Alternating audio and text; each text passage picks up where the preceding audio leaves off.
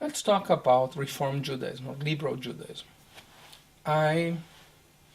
One who, like me, was perhaps a convert to Reform Judaism because I did not grow up like this, I chose to become Reform Jew, is often amazed by other people's criticism that Reform Judaism is not real Judaism because it changes Judaism or it allows too much liberty or freedom.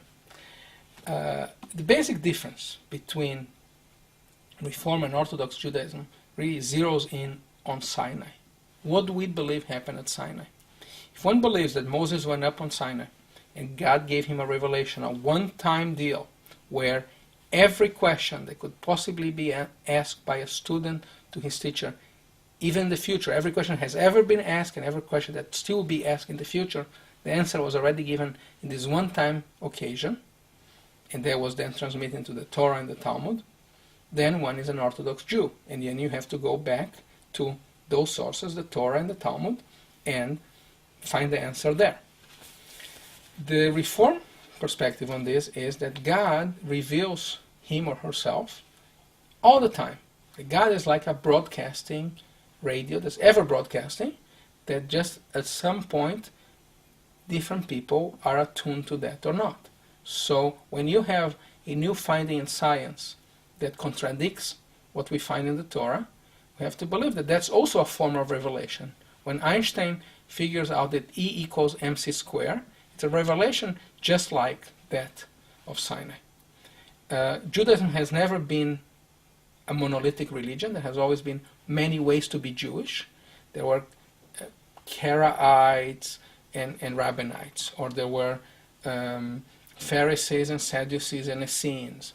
The Jewish world is divided in Ashkenazim and Sephardim. There has never been only one way to be Jewish.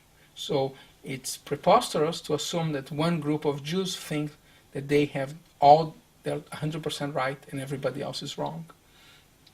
Also, Judaism has always changed, there have always been changes made, and even Orthodox Judaism changes. It just changes very, very, very slowly. In the times of when Jews lived in the land of Israel, there was the Sanhedrin, and the Sanhedrin made changes. Ever since, the changes happen much more difficult, and they happen much more at a much slower pace. It's important, above all, to be coherent and to be honest with oneself. If one believes in an Orthodox lifestyle, and an Orthodox believes and one lives an Orthodox lifestyle, then it's appropriate for them to be Orthodox. Otherwise, people are free to be wherever they want. Nobody owns Judaism and owns the truth in Judaism.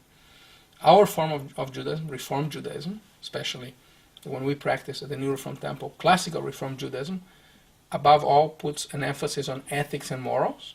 Those are non-negotiable, and also puts a great deal of emphasis on the autonomy of the individual.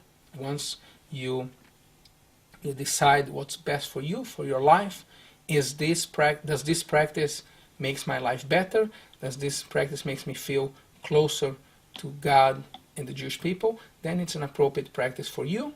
If not, you're free to, after having thought about it and made an informed choice, to decide that's not for me. That's the essence of being a Reformed Jew.